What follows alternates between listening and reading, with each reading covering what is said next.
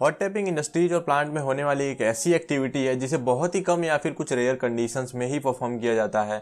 इसलिए इस एक्टिविटी के बारे में बहुत कम लोगों ने सुना होता है या फिर जिन लोगों ने इसके बारे में सुना होता है उन्हें इसके बारे में बहुत कम नॉलेज होती है। दोस्तों, स्वागत है आप सबका फायर सेफ्टी एकेडमी में। हम आज इस वीडियो में इसी टॉपिक के बारे में बात करने वाले हैं कि हॉट टैपिंग या प्रेशर टैपिंग क्या होता है, ये कब परफॉर्म किया जाता है, इसके क्या क्या खतरे होते हैं और क्या क्या सेफ्टी प्रिकॉशंस लेने चाहिए इसको परफॉर्म करते समय, और ऐसी कौन कौन सी कंडीशंस होती हैं जिस समय हमें हॉट टैपिंग की एक्टिविटी को अवॉइड करना चाहिए। तो इन्हीं सब के बारे में हम वीडियो में जानने वाले हैं। चलिए वीडियो को शुरू करते हैं। अब जानेंगे कि हॉट टैपिंग होता क्या है। हॉट टैपिंग को प्रेशर टैपिंग के नाम से भी जानते हैं। ये एक ऐसा मेथड है जिसमें किसी प्रेशराइज सिस्टम पे कोई पाइपलाइन हो सकती है, कोई प्रेशर वेसल्स हो सकता है। तो अगर हम इस पाइपलाइन पे या प्रेशर वेसल पे कोई कनेक्शन देना चाहते हैं, एक्स्ट्रा लाइन जोड़नी चाहते हैं या एक्स्ट्रा वॉल लगाना चाहते हैं या फिर किसी तरह का मॉडिफिकेशन करना चाहते हैं, लेकिन उस वेसल को या फिर उस पाइपलाइन को हम डीप्रेशराइज नहीं कर सकते हैं, शट डाउन नहीं दे सकते, सर्विस से रिमूव नहीं कर सकते हैं या खाली नहीं कर सकते, तो ऐसी कंडीशन में किसी लाइव पाइपलाइन पे या प्रेशराइज सिस्टम पे जब हम कोई मॉडिफिकेशन करते हैं, कोई वाल फिट करते हैं या कोई पाइप फिट करते हैं, तो इस एक्टिविटी को हम हॉट टैपिंग के नाम से जानते हैं। नीचे जो आप एक पिक्चर देख रहे होंगे, ये हॉट टैपिंग का कट सेक्शन है, किस तरीके से हॉट टैपिंग एक्चुअली परफॉर्म किया जाता है। इसमें आप एक एग्जांपल के तौर पे देख सकते हैं। आगे मैं एक पिक्चर और दिखाऊंगा आपको, उसमें स्टेप बाय स्टेप बताऊंगा कि किस तरीके से हॉट टैपिंग को परफॉर्म किया जाता है, क्या क्या स्टेप्स होते हैं उसके। हॉट टैपिंग को हम hot tap, line tapping, pressure cutting and side cutting के नाम से भी जानते हैं।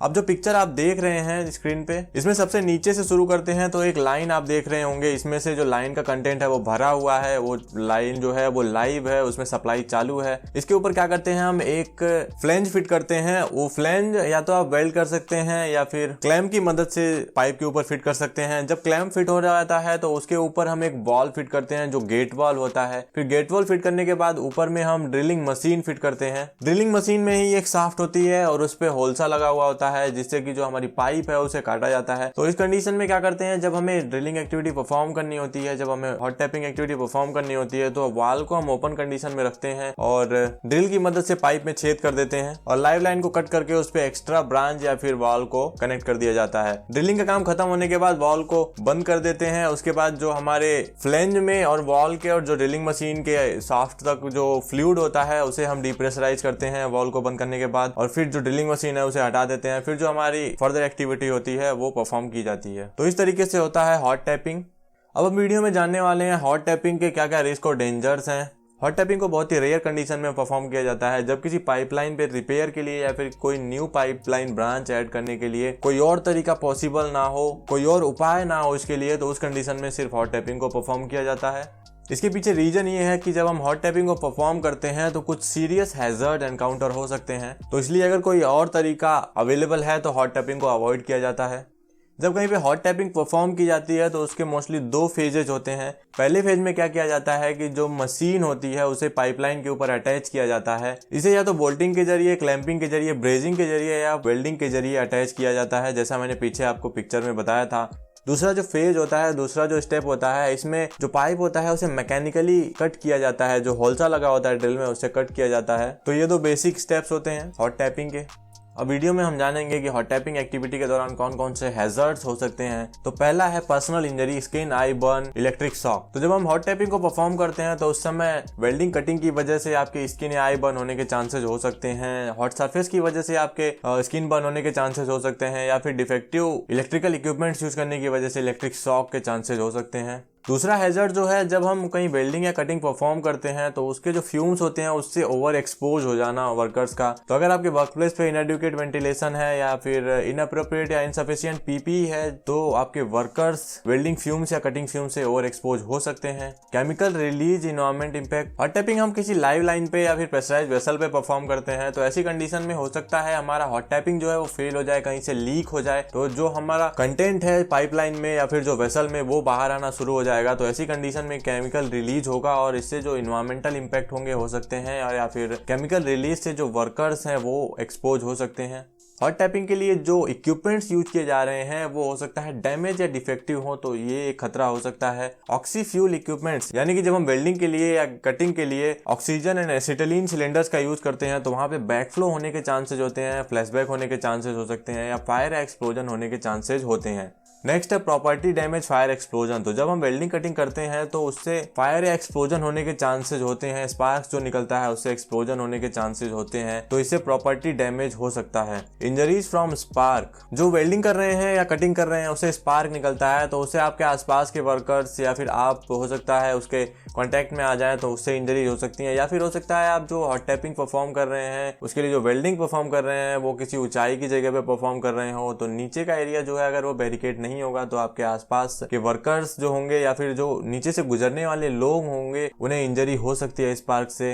नेक्स्ट है पुअर कम्युनिकेशन। अगर किसी एलिवेशन प्लेटफॉर्म पे काम कर रहे हैं तो वहां पे पुअर कम्युनिकेशन के चांसेस हो सकते हैं। नेक्स्ट हैजर्ड है हमारा, जब हम वेल्डिंग परफॉर्म करेंगे किसी पाइप पे या वेसल पे तो हो सकता है वो वीक हो और वहां पे पंचर होने के चांसेस हो सकते हैं, पाइप के रैप्चर होने के चांसेस हो सकते हैं, ब्लो आउट के चांसेस हो सकते हैं। नेक्स्ट है वर्किंग एट हाइट। जब हम हॉट टैपिंग की एक्टिविटी हाइट पे परफॉर्म कर रहे हैं तो वहां पे हाइट वर्क एक्टिविटी के हिसाब से प्रिकॉशंस लेने चाहिए, नहीं तो हाइट से गिरने का खतरा हो सकता है। और उसके अलावा नीचे जो एरिया है उसे हमें बैरिकेड करके रखना चाहिए ताकि ऊपर से किसी भी तरह का स्पार्क या फिर किसी तरीके के टूल्स के गिरने के कंडीशन में कोई वर्कर्स उसकी चपेट में ना आए, किसी तरह की इंजरी को प्रिवेंट किया जा सके।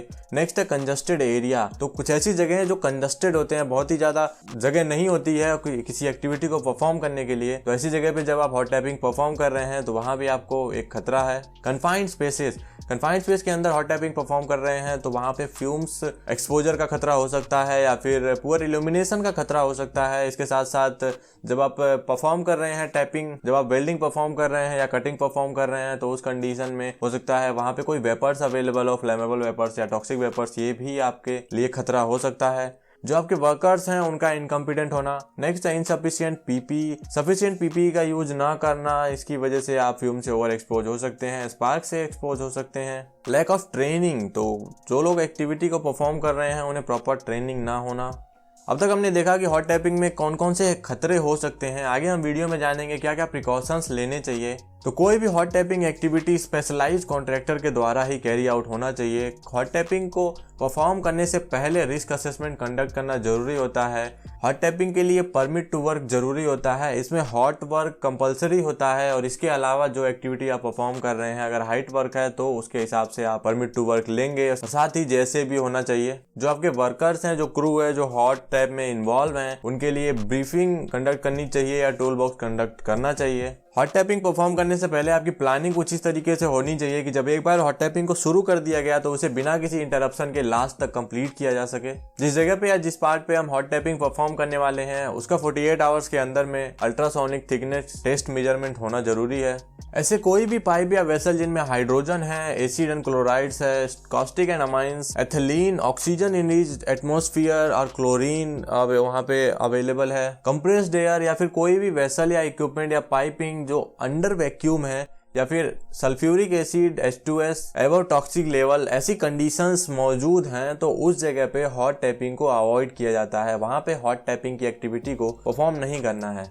हॉट टैपिंग की एक्टिविटी को परफॉर्म करने से पहले आपको जो आपका पाइप है, जो इक्विपमेंट है, उसका इंस्पेक्शन होना जरूरी है कि वो हॉट टैपिंग के लिए सुटेबल है या नहीं, उसपे किसी तरह का कोरोजन तो नहीं है, पाइप की वीकनेस, स्ट्रेंथ, ये सब चेक होना जरूरी है। हॉट टैपिंग के लिए जो रिस्क असेसमेंट होगा उसमें कंटिजेंसी प्लान होना जरूरी है, क्योंकि जब आप किसी लाइव लाइन पे, प्रेशराइज्ड वेसल पे जिसमें कोई मटेरियल कंटेन है उस पे आप कोई एक्टिविटी परफॉर्म कर रहे हैं तो वहां पे हो सकता है कि सिचुएशन कंट्रोल से बाहर चली जाए। वैसी कंडीशन के लिए कंटिजेंसी प्लान का होना जरूरी है। किसी भी इमरजेंसी कंडीशन से निपटने के लिए ये जरूरी है कि जो आपका हॉट टैप का क्रू है, सुपरवाइजर्स हैं और कंट्रोल रूम्स हैं, इनके बीच में कम्युनिकेशन बना रहे। उसके लिए प्रॉपर अरेंजमेंट्स होने चाहिए। अगर आपको हॉट टैप हाइट पे परफॉर्म करना है तो कोई भी स्कैफोल्ड या प्लेटफॉर्म जो इरेक्ट किया गया है वो पर्याप्त मात्रा में बड़ा होना चाहिए ताकि इस एक्टिविटी को परफॉर्म किया जा सके। जितने भी स्केप रूट्स हैं ये सारे क्लियर होने चाहिए। हॉट टैपिंग की लोकेशन पे जितने कम लोगों को रखा जाए उतना ज्यादा अच्छा होता है। हॉट टैपिंग की एक्टिविटी को परफॉर्म करते समय कुछ चीजों का मॉनिटरिंग करना जरूरी होता है, जैसे flow rate, pressure, welding temperature and gas level. ये सारी चीजें मॉनिटर की जानी चाहिए।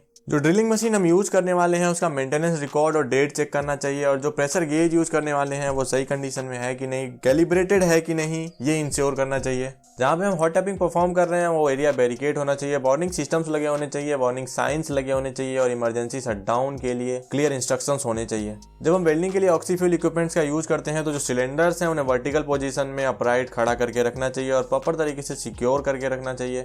सिलेंडर के जो होज हैं, टॉर्च हैं, ये किसी भी तरीके के डैमेज नहीं होने चाहिए या फिर इनमें किसी भी तरीके का कट नहीं होना चाहिए। जहाँ पे हम हॉट टैपिंग परफॉर्म कर रहे हैं उस जगह पे fire fighting equipments and fire personnels होने चाहिए। साइट पे आपके फर्स्ट एड फैसिलिटीज होनी चाहिए ताकि किसी भी मिस हैपनिंग की कंडीशन में तुरंत वर्कर्स को फर्स्ट एड फैसिलिटी प्रोवाइड की जा सके। तो दोस्तों ये थी हॉट टैपिंग के बारे में कंप्लीट वीडियो। इस वीडियो में हमने देखा कि हॉट टैपिंग क्या होता है, कब परफॉर्म किया जाता है, कब नहीं परफॉर्म किया जाता है, इससे होने वाले खतरे कौन कौन से होते हैं, क्या क्या हमें प्रिकॉशंस लेने चाहिए। साथ ही हमने एक पिक्चर के साथ डायग्राम में देखा कि किस तरीके से हॉट टैपिंग की एक्टिविटी को परफॉर्म किया जाता है। तो आई होप आपको वीडियो पसंद आई होगी। वीडियो को यहाँ तक देखने के लिए धन्यवाद। फिर मिलेंगे एक नए वीडियो में, तब तक के लिए stay safe, be happy and जय हिंद। फायर सेफ्टी से रिलेटेड जॉब अपडेट्स और इन्फॉर्मेटिव पोस्ट के लिए आप हमें हमारे सोशल मीडिया अकाउंट्स पे फॉलो कर सकते हैं।